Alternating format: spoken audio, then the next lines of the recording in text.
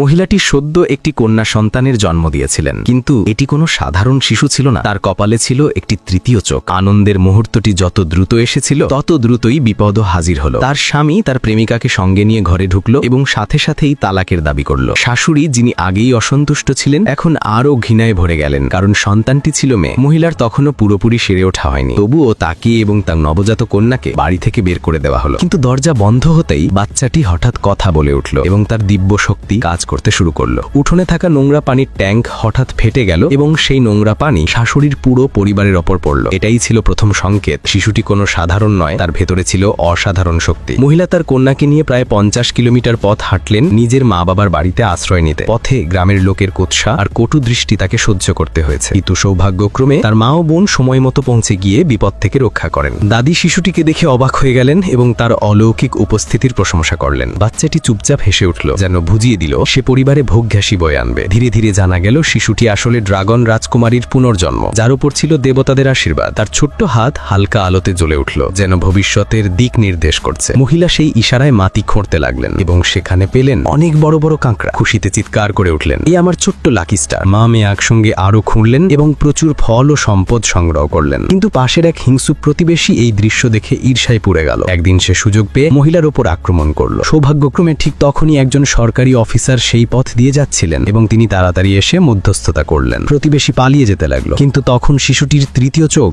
লাল আলোতে জ্বলে উঠল। সঙ্গে সঙ্গে প্রতিবেশী মাটিতে লুটিয়ে পড়ল। রাগে প্রতিবেশী একটা বাঁশের ঝুড়ি ছুঁড়ে মারল আর তাতে থাকা কাঁকড়াগুলো চারদিকে ছুটে গেল। কিন্তু শিশুটি তার রহস্যময় শক্তি দিয়ে তাদের এক জায়গায় স্থির করে দিল। তখন প্রতিবেশী চিৎকার করে বলতে লাগলো যে মহিলা জাদু টোনা করছে, আর গ্রামবাসীরাও হইচই শুরু করলো। অফিসার ন্যায় বিচারের জন্য এগিয়ে এলেন এবং শেষে ভিড় ছত্র ভঙ্গ হলো। কিন্তু বিপদ এখানেই শেষ নয়। দুষ্ট প্রতিবেশী এক সহজ সরল মানুষকে প্রলুব্ধ করলো যেন সে মহিলার বিয়ের প্রস্তাব দেয়। মহিলা দৃঢ়ভাবে না বললেন, কিন্তু লোকটি জেদ করলো। শেষমেশ সে মহিলার শিশুটিকে জোর করে ছিনিয়ে নিল। তখনই শিশুটির দিব্য চোখ আবার জ্বলে উঠল। আকাশ থেকে বজ্রপাত নেমে নিল এবং লোকটি মাটিতে পড়ে গেল। পরের মুহূর্তে শিশুটি তার হাত থেকে ফসকে গেল, আর ঠিক যখন তার প্রাণে বিপদ, অফিসার আবার আবির্ভূত হলেন।